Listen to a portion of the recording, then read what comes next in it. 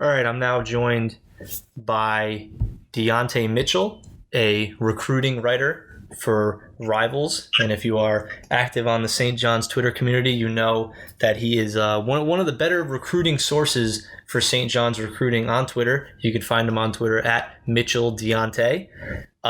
You can find him also his work on Rivals.com.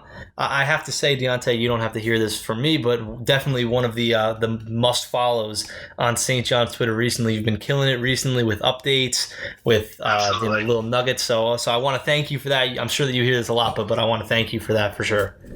Thank you.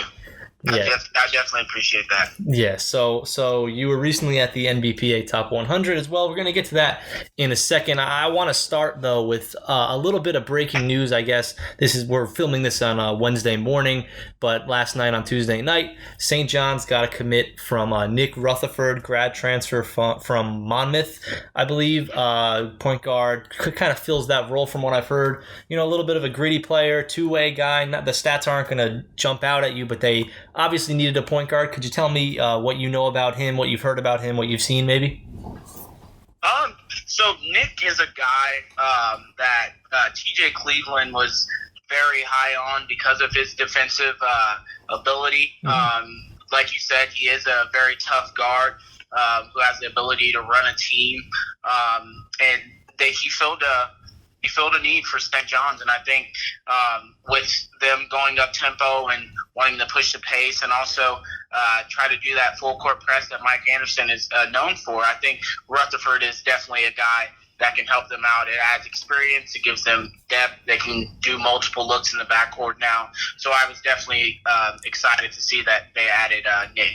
Mm-hmm. And I have to ask this. You can tell me if I'm way off with this, but I saw it actually being kind of bounced around on Twitter today. The idea that Rutherford is obviously a grad transfer. He'll only be here for 1 year instead of getting maybe a JUCO kid or even a 4-year kid. He's only here to play point guard for 1 year. They are looking at guys like Andre Curbelo, Hassan Diarra to play point guard in 2020. Do you think that this in any way means that they feel good about getting one or both of those guys, or am I reading way too far into that? I think it's reasonable for someone to consider that. And they've been very hard on Curbelo and very hard on Hassan. Mm-hmm. So I think a lot of what this commitment allows them to do is kind of focus more so on that 2020 class of guards, with Rutherford only being there for a year. And I think this commitment helps them. Mm-hmm.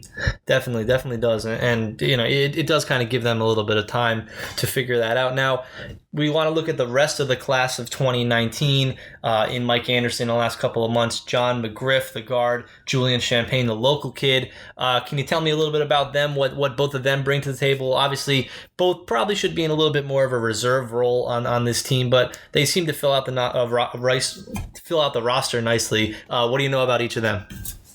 Okay, so Jonathan McGriff, we can start there. Mm-hmm. Jonathan McGriff is definitely the type of point guard that Mike Anderson likes. Very quick, very fast, has a great handle, can get into the lane, facilitate. He had a guy like that back at Missouri, Phil Pressey. So he was definitely a guy that I thought would fit immediately into St. John's system. And then Julian Champagne, he's an interesting kid that I think will be more of a versatile kind of a Justin Simon role with St. John. Really good defender, elite athleticism, can pretty much do a lot of things. His versatility was one of the reasons why a lot of colleges reached out and offered him a scholarship at St. John's. Kind of filled every box for him, and they're definitely lucky to have him. Mm-hmm. And staying on Champagne for a second, this idea, I think when Anderson was hired, I think most fans were happy with it, judging where they were in the search at that point, that they got away with Mike Anderson. But he is not a local guy, obviously has really no ties to this area. I think some of those concerns about him maybe recruiting in this area were put to bed when he kind of filled out his staff with a bunch of local guys, obviously. And then to get a local Brooklyn kid with one of his first recruits, really. Does that kind of put to bed, any doubts in your mind that, this staff is going to have some trouble maybe? I think that there's good reason to be confident about this staff recruiting locally, right? Absolutely. Mike Anderson, period, is a great recruiter, and he did the right things by adding Vaughn and adding Steve to the staff to sort of give them some more local ties, give them some more prospects that they can tap into. The Champaign commitment was huge, especially for the fan base, to kind of let them know, hey, we're actively recruiting this area. This is our strong point. We want to lock it down. So it's good to know that the staff prioritized him the moment that they got on campus and got him. Now, one scholarship is open left for this upcoming season. Seems like there's really a couple guys that are in the running for that they're trying to get. DeVale Johnson, who I believe they're going with Rhode Island against. Niven Glover, who's apparently going to be announcing soon, and then someone I'm not sure how likely this one is, but Austin Van Zyl, if I'm pronouncing that correctly. I saw that they were kind of linked with him yesterday. Now, can you tell me which one of those guys, I guess, St. John's could use the most, or which target they're looking at to fill this roster for next year? Which do you think they could use the most? That last roster spot is going to be very interesting because I don't think St. John's knows exactly where they want to go with that. I can definitely tell you, I spoke with Austin yesterday, and Austin basically told me that St. John's has their point guard of the future, and that doesn't look like a place he will land. Yeah. So as far as Niven Glover, I actually have not been able to reach his camp, but from the sources that I've had, some people that are very knowledgeable about that situation, St. John's definitely has a chance, along with Texas A&M, Georgetown, and others. And they're also going after, I believe, a few JUCO bigs as well. So that last roster spot could be up for grabs for pretty much anyone. Yeah, so it's a couple guys basically. At this, nothing set in stone at this point. Moving on to the NBA Top 100, you were there last week in Virginia, obviously.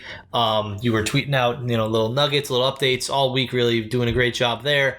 As we said, a couple of St. John's targets were there. Curbelo was there. Diarra was there. I believe RJ Davis was there as well. Can you tell me, which St. John's recruit or St. John's target impressed you the most with his play over those couple of days? I would probably have to say it was Hassan Diarra. He's always been a guy that was tough and gritty, but I think what he showed at the NBA Top 100 camp is that the fact that he can actually be a point guard and be a really good point guard at an elite level, and you're starting to see. He picked up Ohio State. A bunch of other offers are starting to come to him now because I think a lot of people are starting to see that this guy can play point guard at an elite level. And we kind of touched on this earlier, but Curbelo and Diarra, did you get a chance to talk to them at all at the camp? And did you get maybe a vibe on what they're thinking about St. John's for 2020? I actually spoke to Curbelo's coach, Jay David, who does most of his, or who is more involved in his recruitment.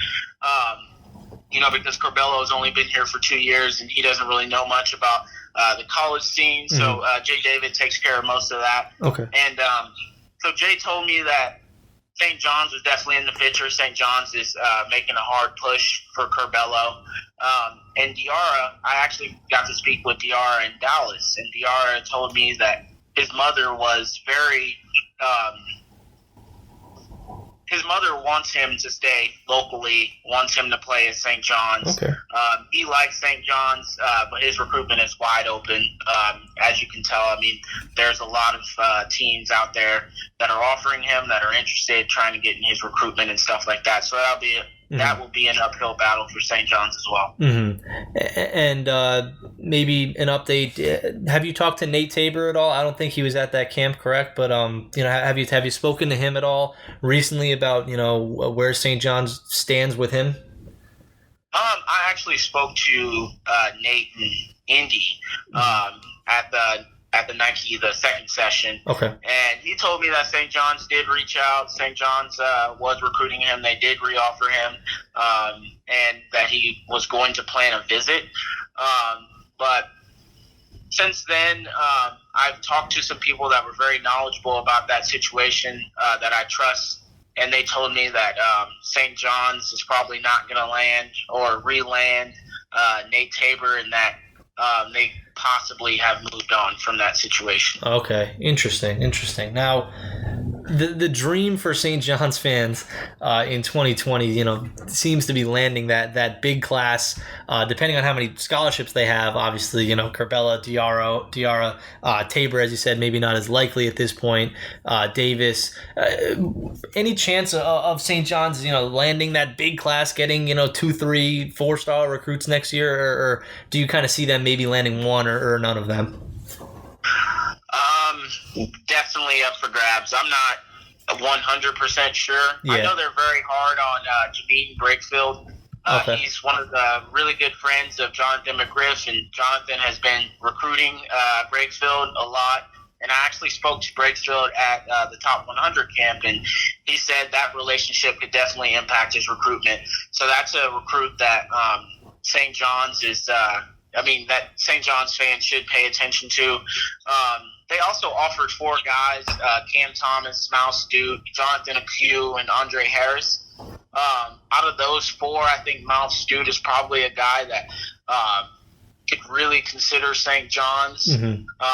They have a really good shot at Hassan. They have a really good shot at Curbelo. So we'll see.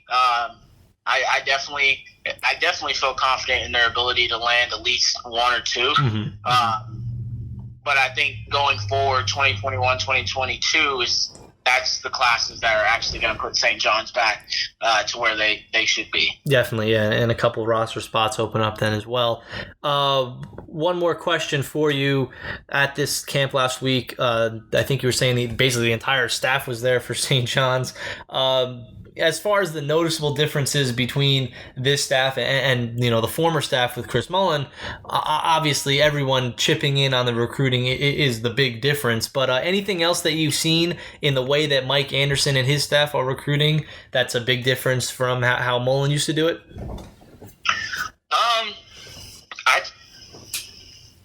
I can't say any noticeable differences. I just think that they did things differently, and fans react to things differently. So this staff now, they're casting a very wide net.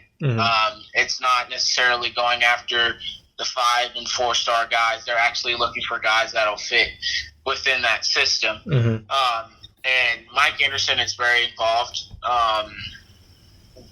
TJ Cleveland is very involved. Von Macon is very involved. Steve DeMayo is very involved. So everyone in the staff is pitching in. Everyone is going after kids. Everyone is on the same page. And the Chris Mullen staff started off this way as well. Yeah. So, it's just one of those things where it's a little too early to tell. Yeah. Chris Mullen got a local kid as well. His first year there. So it's just one of those things where it's a wait and see kind of process. We'll see how this staff ends up recruiting and the players that they're able to get to St. John's. And maybe one more last question for you. When you mentioned, Anderson has that kind of set system that guys know, the type of full court press, 40 minutes of hell system that he plays. Does that help with recruiting when a recruit knows, okay, I can fit into this system, as opposed to Mullen, who didn't really have anything established, especially in his first couple of years when he had just started coaching? Does it help guys to kind of know, okay, this guy, he plays the type of system that I want to play? Absolutely. And back when maybe it was a month after Mike Anderson was hired, I actually reached out to a couple coaches on the AAU circuit, and as well as some of the high school coaches in New York City, and they were all very excited about Mike Anderson. They were all talking about how it seemed like St. John's fans had a breath of fresh air, and how his system definitely fits exactly what a lot of New York guys like to do: get up and down, run the floor, kind of the freedom of the court, as Brakefield told me in Virginia. His system is definitely attractive to a lot of recruits that like to get up and down, run the floor, and play positionless basketball. That's exactly what it is.